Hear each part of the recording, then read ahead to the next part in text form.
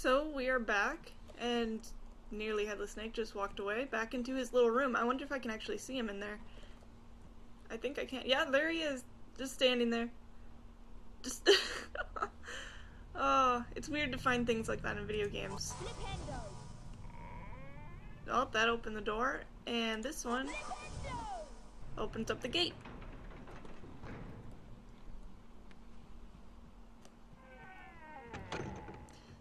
All the sound effects in this game are crazy. They're a little bit over the top, I think, but you can tell that, you know, this is very dated. So, basically I'm just casting Flippendo on everything that I see.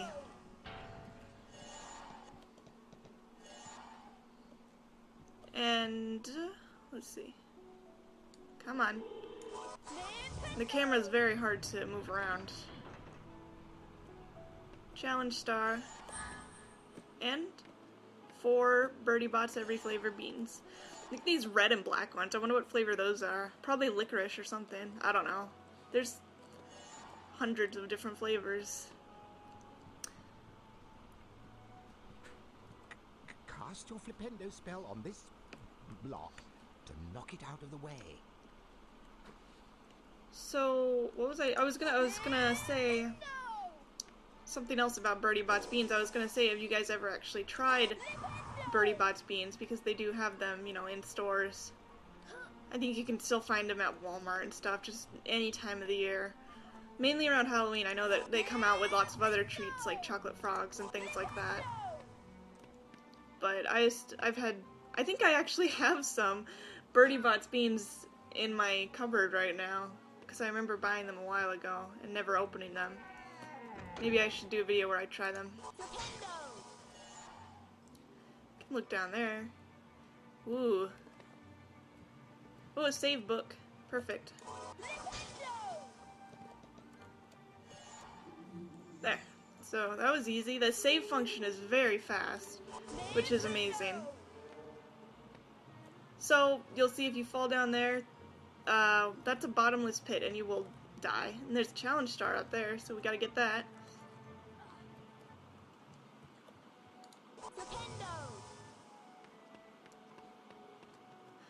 There are enemies in this game. You heard Dumbledore say earlier about fire crabs. Those actually are a real enemy that exists in the game. I don't think there's enemies quite yet. I know that they show up later, but I'm not sure exactly when. See, it glitched a little bit there when Harry tried to jump up there.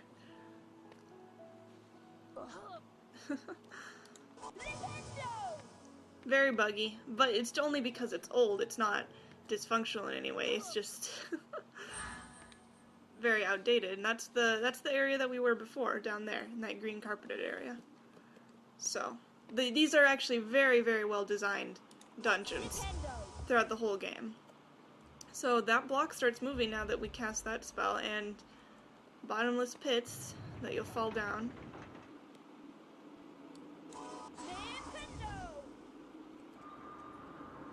The sounds, the music is all very, very fitting to whatever situation you're in. Creepy ghost sound effects as well. And that door opened up, so maybe there's a challenge star in here. I knew it. More beans. Now we have to wait for that block to move all the way back over here. Still, these are very, very well designed dungeons. I'm not saying they're, you know, Legend of Zelda quality or anything, but still, very fun to play through. Even if the puzzles are very simple, this is a game that's rated E for everybody, so you can't expect it to be super challenging. It's hard to remember exactly what happens in this game compared to the second game because they are very, very similar. The graphics are nearly the same. The gameplay is pretty much exactly the same. So I don't remember which dungeons are in which game because they both flow together and they're very, very similar.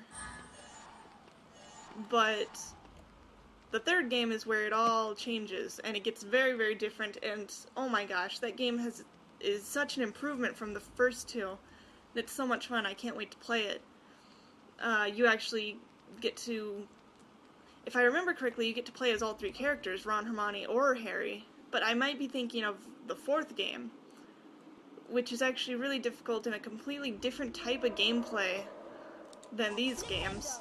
While these games are kind of an adventure game where you go through the story, the fourth game is, you go through different levels and you have different goals in each level, and it's kind of more like a collect-a-thon game, and it's not very fun actually. Even though the graphics have improved, it's very hard to cast different spells, because you actually cast the spells with the keys on the keyboard. I don't know. It's very different. I don't like it very much at all. Mr.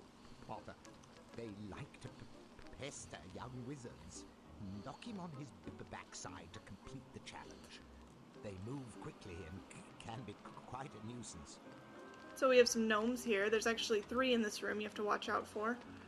And if they see you, they will run towards you. Let's see if we can see what that looks like.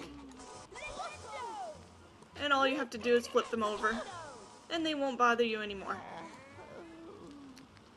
So in the second game, you actually have to knock over a gnome and then run over it, and you'll pick him up. And then when you pick him up, you have to toss him, and then he'll disappear forever in a puff of smoke.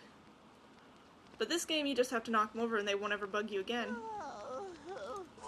But they'll just keep making those noises. They look like little potatoes that are alive. They're so creepy. Ugh. They're disgusting, really. Congratulations, Mr. Potter. You completed the challenge. You collected all the challenge stars. 20 points for Gryffindor. Now, hurry on to broomstick practice.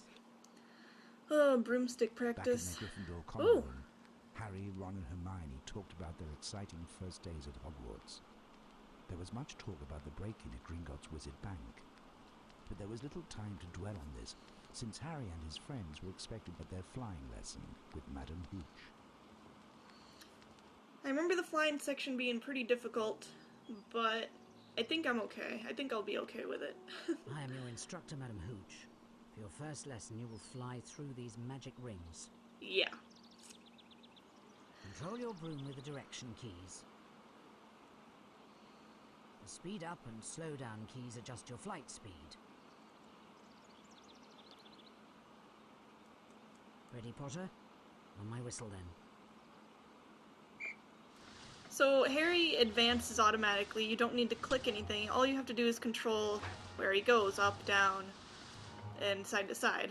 And yeah, it says press A to speed up and Z to slow down, but I actually changed the keys to Q and E. So if I press Q, he'll go faster, and E he'll slow down, but I really don't want to do that. I mean, a little bit, but it's very hard to maneuver, and I don't want to mess it up by trying to go fast. Oh, see, you can run into walls and things.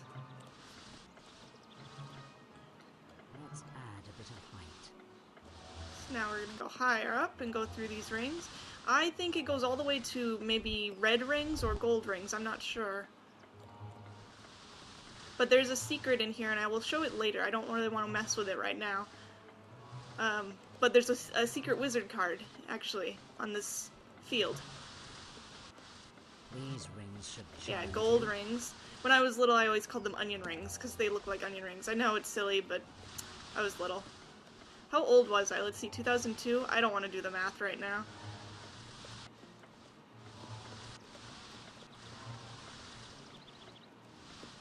...2001 or 2002, I'm not sure. Because the game came out in 2001, but that doesn't necessarily mean I got the game in 2001. I don't know. Whoa. Glitch. See, I got 47 out of 82 rings, and you're supposed to be able to get all 82. That's a pretty big challenge in all this time. Hopefully, I'll be able to do it at one point, because I do want to 100% complete this game. Let's try it with moving rings. And if that unlocks something that I need, then I'm gonna have to do it. Trying to speed up a little bit. Moving rings. I don't know if there's rings after these red rings. I feel like there is.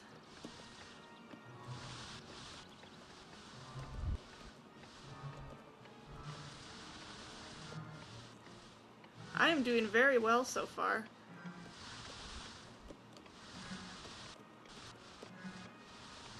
Shoot. Oh my gosh. See, there's the secret, but I'm not going for it right now. Oh. I didn't get them all. I'll have to try again later off camera. And her voice is cutting out. Just because the game glitched, I guess. Time for your charms lesson now. Good day, Mr. Potter.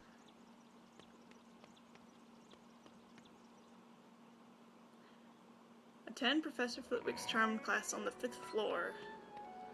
Which I'm here now. Is there a save book? Right there. Perfect. Now I can exit because this video is already over 10 minutes. Alright, I'll see you guys next time.